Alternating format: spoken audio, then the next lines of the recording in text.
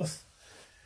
Today we're going to work on a few combinations, mostly on techniques, and the idea is to go back to basics, mostly because basics, when they are performed after many repetitions, become advanced techniques. So basic techniques can be advanced techniques according to the person that is actually performing. Therefore, we're going to work on arm combinations, so punches, blocks, combination that you can practice at home, especially now with the second lockdown. But make sure that you practice in slow motion and try to feel that the body is actually performing rather than just your arms. Okay, the idea is to create a body performance rather than just a arm technique. Techniques are not just relating to arms or legs, performed by the entire body. Okay, so let's start with easy techniques, as in more basic techniques. I'll perform sideways. You can see better the hikite, the pullback. Okay, so we start with yoi position, then punching position, relaxed. Make sure that the arm is not parallel to the floor, but slightly lower than the elbow and the shoulder. So fist, elbow, shoulder. Fist has to be lower. Okay, you can change, of course, when you practice in Jodan, but Chudan is normally solar plexus area. So we start with making a tight fist and making sure that the coordination is there. So as you rotate the pulling arm, you push the back arm. So halfway, full way, halfway, full way. You don't need to stop and lock. Just make sure that the end of going forward is the end of going backward. They must finish together. This is called chokazuki. Chokazuki is when you punch, you're not stepping, but you're using the core to create power. So relax in between, and then don't just use the upper body, but also use your hips. The key is to make sure that you don't pull the elbow back, as in backward, but in downward. Okay, so the pull back initiate at the elbow, pulling towards the body.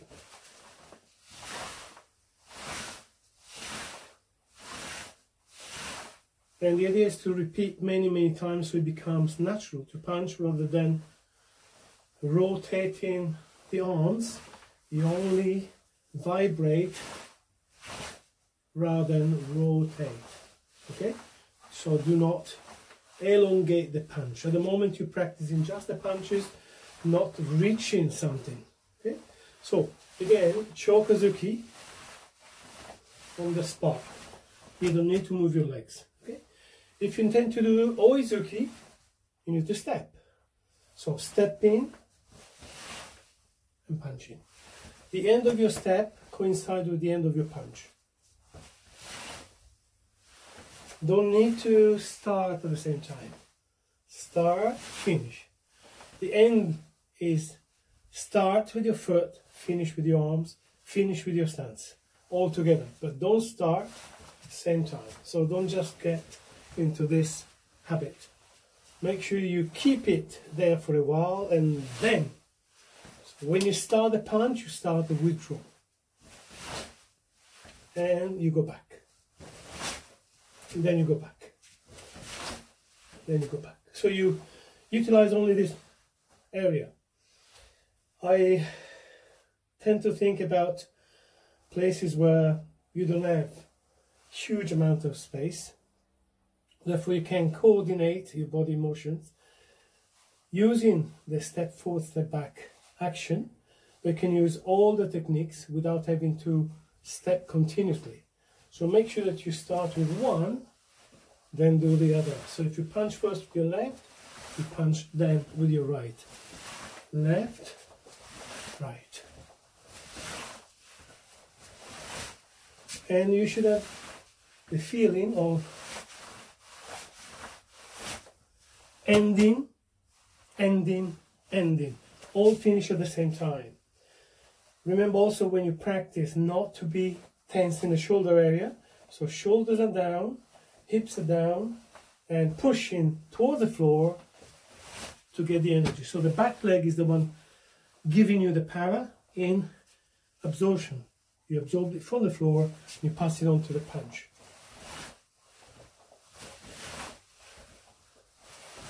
So you act, floor, hip, fist.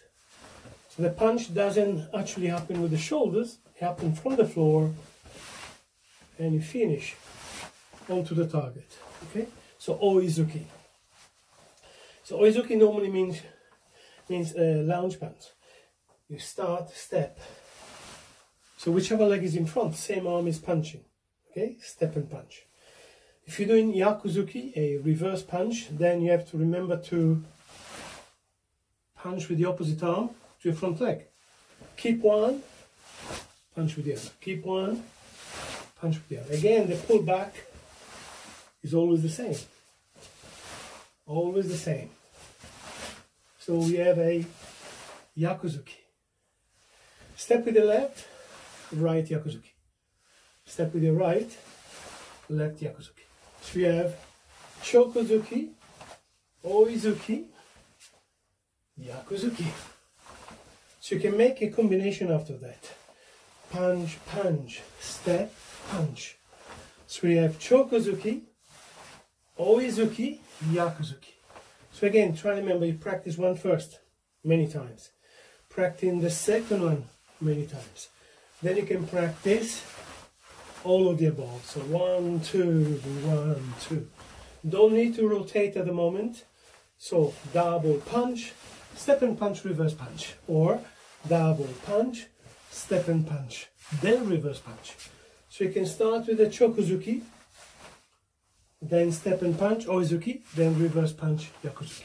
Or just make only Oizuki. Eventually, only this action here, Yakuzuki. So you can start with one, then practice the other. Start with one, practice the other. So you have Chokozuki, Oizuki, Yakuzuki. The fourth one we're going to do is called Kizami-zuki. So imagine you're right in the right leg in front and kamae posture. If you punch with your front arm, Kizami-zuki. Kizami means the leading arm punch. So you pull, push, pull, push, but don't elongate with the shoulder. Just push your pelvis from right knee, right fist, or left knee, left fist. Remember, jaw down is your chin level. Don't punch above your head, don't punch eye level, chin level. So you should be always able to see the opponent rather than cover. Always see the opponent past your seiken, this area here. So as we said, Chokozuki, Oizuki, Yakuzuki, Kizami-zuki. Again, try to remember it's a combination, therefore you can put them together. Double punch, okay? So you double punch on the spot. 1, 2. You step and punch, Oizuki, Yakuzuki, then Kizami-zuki. Yeah, 1, 2. Remember, step and punch. So left, right, left. Or 1, 2. Right, left, right. So alternate. Practice 1, then 2, then 3, then 4. Then you can put it all together, it becomes a combination. Combinations are there to be practiced for different levels, and they gradually become more difficult. Again, the difficulty is not in the technique, it's the performer that can find it difficult or not, according to the amount of training you put into your practice. The more you practice, the less difficult they become. The idea is to learn about your body and then apply it when you perform.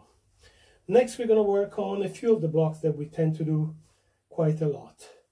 The first one you normally learn is the downward block, Gedan Barai. Starting position, prepare. Remember to not to use your body to start with, just think of breathing in, bring the fist towards your mouth and just pass it. So with your right over the left shoulder or with your left over the right shoulder, and you pull as you bend your knees. You pull and prepare. You should always have one in front, never just do this position here, open. Okay? So prepare, then block. The feeling you should have is not that you are pulling back one hip, but you pushing forward one. Don't think of pulling backward. Think of pushing forward. Yes, you pull back the arm, but don't pull back the hip. The hip doesn't go back, it's the one that is going forward that makes the illusion of going backward. But it's this action rather than the opposite action. In blocks, you have to always say to yourself, you're pushing, not pulling. So the downward block, you start, finish. Always finish at the same time. So then you repeat the other side. Start, finish. Normally, you don't do reverse downward block or reverse anything until, let's say, green belt or even red belt. Sometimes they do, because it's in some of the katas that we learn. So Yanidan would have a reverse uchuke. But in practice, you don't need to do reverse to start with. So right leg, right arm, or left leg, left arm. Then you keep on changing in order to practice. Remember, you are pushing, not pulling. Push. So push away, push away. Always think of this action, pushing away. Next one is the upward block. So we do downward, we do upward. Upward block, again, think of the attack is coming to your face. Think of this though, not there.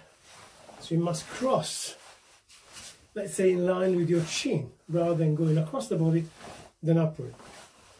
Towards your chin, just miss it, and then twist. Again, the twisting action is also together with the pushing action. So you go forward and you push away from you.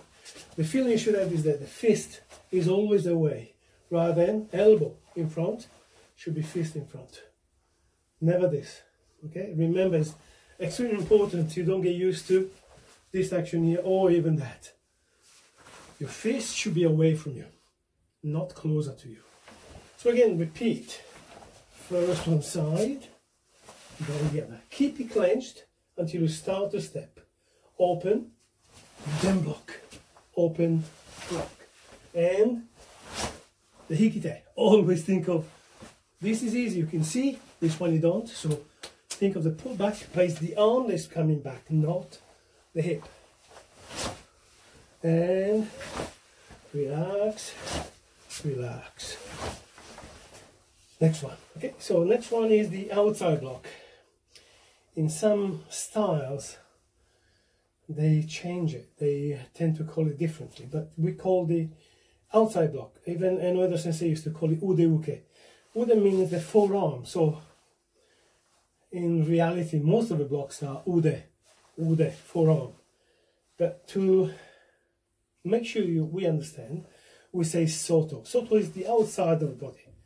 You have that also in judo. In some judo techniques is soto and uchi. So outside block, soto uke. Start, not covering your face and not going away from the body too far. Normally keep a 90-degree angle, then you twist at the end. You twist at the very end. The pullback is always the same, always the same. As I said before, try and think of right leg, right arm, left leg, left arm. So don't do anything that is reverse at the moment. So the outside block.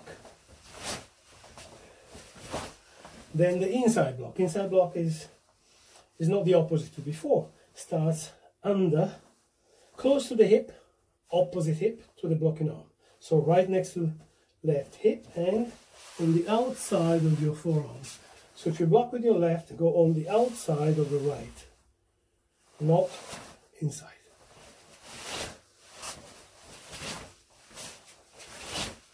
The pull back is always the same. Remember, pushing with your knee, pushing with your arm. And think of pushing rather than pulling. So we've done the downward, upward, outside and inside. Again, making into a combination, try and think of doing both sides. So if you start, you can start one and then the other. One and the other. And you can increase the speed if you like, but I prefer to think that basics, not necessarily in slow motion, but slow, because then you can start to feel the body working together with the techniques rather than just and finishing. So try and think of always together. Finish the rotation, same time as finishing your stance. Important part is that the stance and the techniques are together. You can of course practice the techniques without the stances, but eventually you have to perform walking, stepping, backwards, forward, sideways. So try and get used to that as well. You can of course do everything on the spot. Nobody will say that it is wrong, but eventually you do all your gradings really on the move, stepping forward and backward. The next one is called Shuto Uke. Shuto is normally used, some people call it the knife hand, but I prefer to say sword, because the sword doesn't actually have this movement, so it's rigid. None of this pushing about. So think of this action, this action.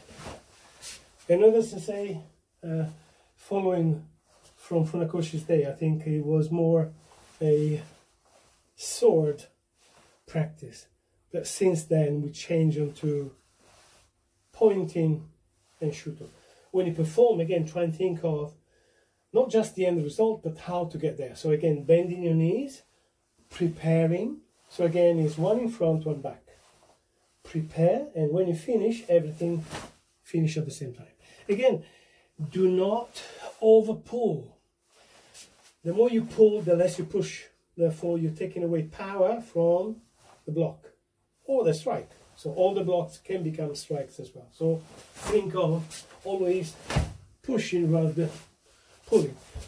A lot of people overdo this action. So apart from the fact that you're losing power, you're also in a wrong position with your knee.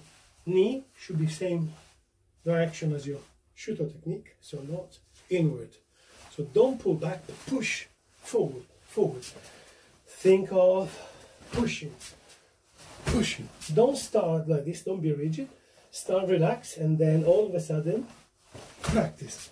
When you practice into forward and back, you don't need to over push. So once you've done the first, keep it there, then do the next. Don't think of each ni, san, shi. You get used to that, and then you're always going to do that, which will make your katas look basic katas, which is okay with the slow techniques, but when you practice, you have to be smooth. There is no rigidity whatsoever. So finish and keep your last in front. So as we said, you can practice all the blocks as strikes. So even this one can be a strike. The only difference is instead of calling it uke, becomes uchi. So shuto uchi when you strike, shuto uke when you block. Technique doesn't change, it's the application that changes.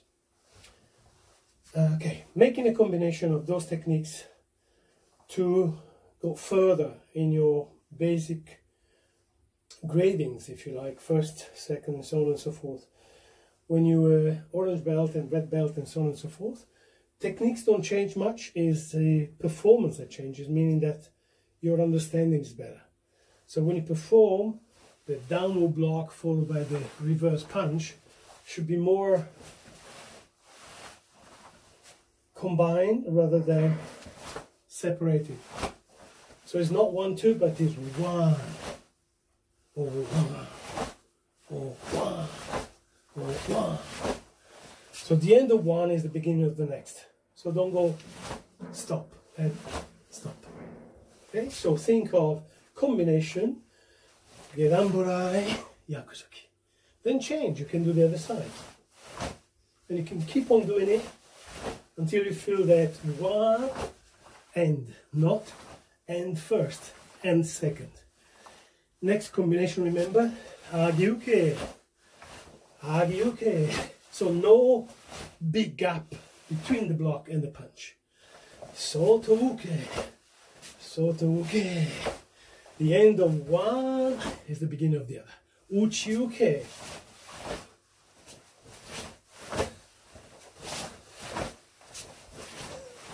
Shutouke.